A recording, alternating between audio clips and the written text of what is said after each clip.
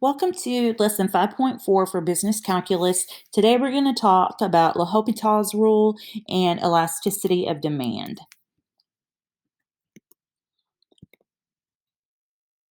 All right, so let's review limits. We're going to evaluate each limit. The limit as x goes to 1 of x squared minus 1 over x minus 1. If you were just to try to do it by evaluation, you're going to get 0 over 0. So that's indeterminate, and that tells you you need to do something else. Well, in this case, we would factor. And so we get x minus 1 times x plus 1 over x minus 1. We would cancel the x minus 1s, and we get that it is equal to the limit as x goes to 1 of x plus 1. And here we can use substitution to find out that it is 2. The limit as x goes to 0 of sine of x over x, again, 0 over 0, that is an indeterminate form. And so we cannot simplify that. We need something called LHopitals Rule to be used when you have an indeterminate form of a limit where the limit as x goes to a of f of x over g of x, and the limit as x goes to a equal of f of x equals the limit as x goes to g of x equals 0. In other words, you get 0 over 0, or the second statement is saying you get infinity over infinity. Those are the only two indications that we need to use LHopitals rule. Okay, so if 0 over 0 or infinity over infinity, indeterminate forms. Suppose that f and g are differentiable on the interval AB, except possibly at some fixed point C in the interval A to B, and that g prime of x is not equal to 0 on A to B except possibly at C. Suppose further that the limit as x goes to C of f of x over g of x has the indeterminate form 0, 0, or infinity over infinity, and that the limit as x goes to C of f prime of x over g prime of x is L, a particular value L, or plus or minus infinity. Then the limit as x goes to C of f of x over g of x is equal to the limit as x goes to C of the derivatives of f prime of x over g prime of x. So let's look at our example of the limit as x goes to 0 of sine x over x. That does give us the indeterminate form 0 over 0. So let's take the derivative of the top of f prime of x, so that's cosine x, and the derivative of the bottom, power rule tells us that it's just 1. And the limit as x goes to 0 of cosine of x is 1, and 1 over 1 is 1. You may need to apply LHopitals rule more than once, and you need to check to make sure it is an indeterminate form first and can't be simplified. All right, so we want to evaluate each limit that comes up here. We've got the limit as x goes to 0 of 1 minus cosine x over sine x. If we do substitution, we can see that we would get 0 over 0. So let's take the derivative.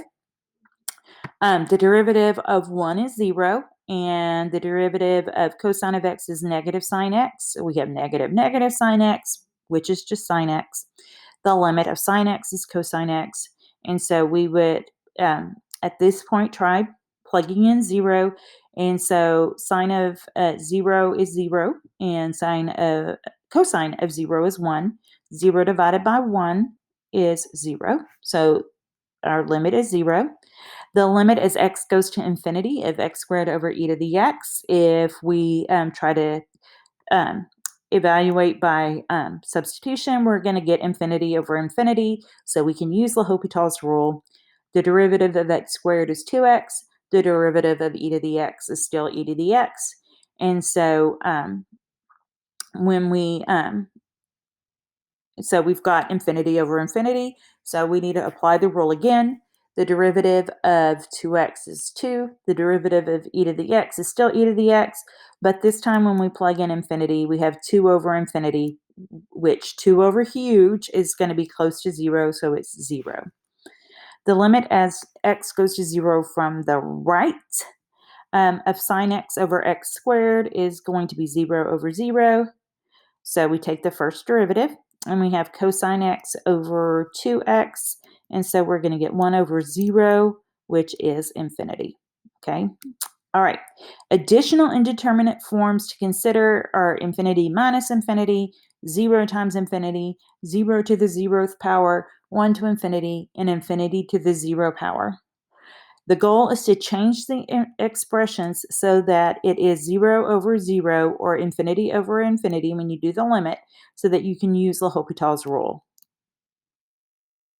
All right, so if I have the limit as x goes to infinity of 1 over x times the natural log of x, that is going to have the form of 0. 1 over huge is 0. The natural log of huge is huge, so 0 times infinity. You're going to rewrite it, though, as the limit as x goes to infinity of the natural log of x over x, right? We just multiply those together. Natural log of x goes to infinity. X goes to infinity, obviously, as x goes to infinity. We're going to take the derivative of the top, which is 1 over x, the derivative of the bottom, which is 1. As we go to infinity, 1 over x will go to 0. 1 is a constant, so it will still be 1, and so our limit is 0.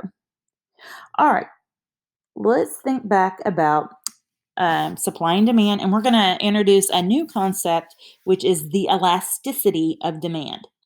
What happens to revenue when we increase price? If you increase the price for some item, common sense tells us that demand will decrease. So we wonder, will revenue, price times demand, increase because of the increase in price? If so, we say that the demand is inelastic because the demand is not very sensitive to price increase. So a price increase does not affect demand enough to lead to a decrease in revenue. Or will revenue decrease because the price increase leads to a significant decrease in demand? If so, we say that the demand is elastic because it reacts strongly to the price change. Okay, so think of a piece of elastic.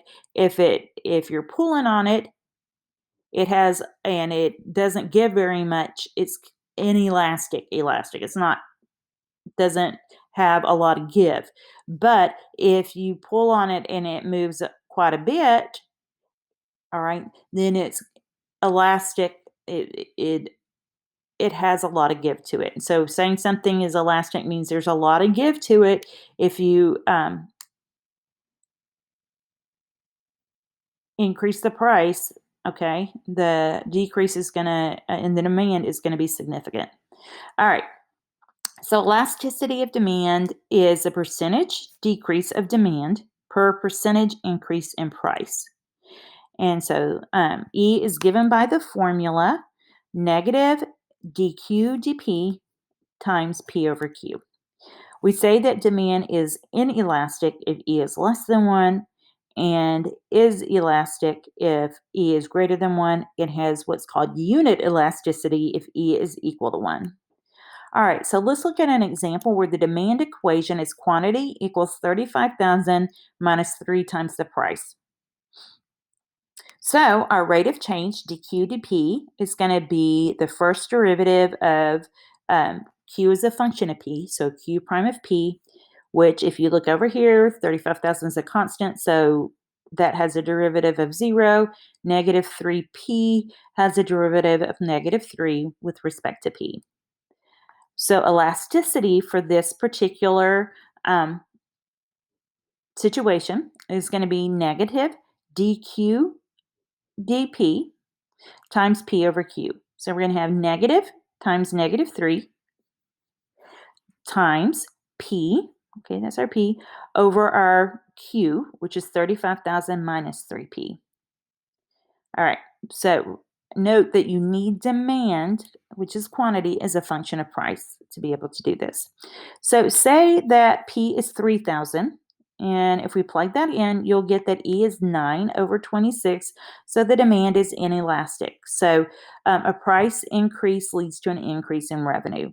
Okay, since E is less than 1, we say it's inelastic, and the price increase will actually lead to an increase in revenue because the effective demand is not going to, the change in price is not going to have a huge effect on demand.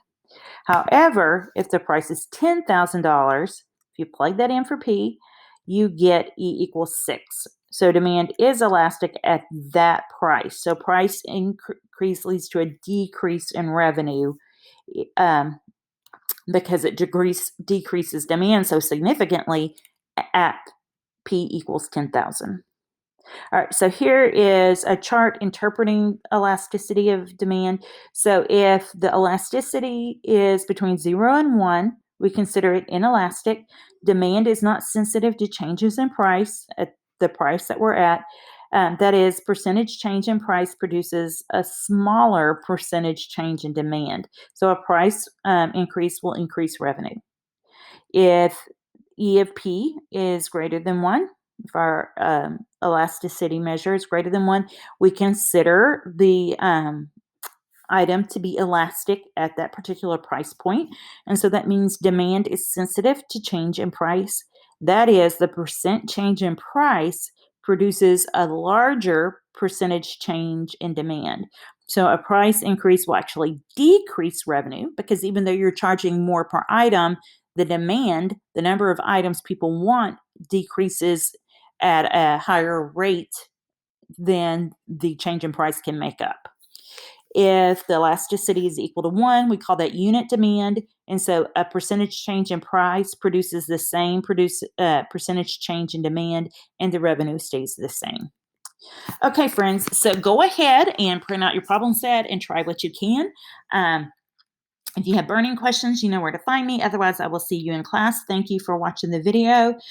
This is going to be an interesting problem set to work through. I look forward to working through it with you. Have a great day.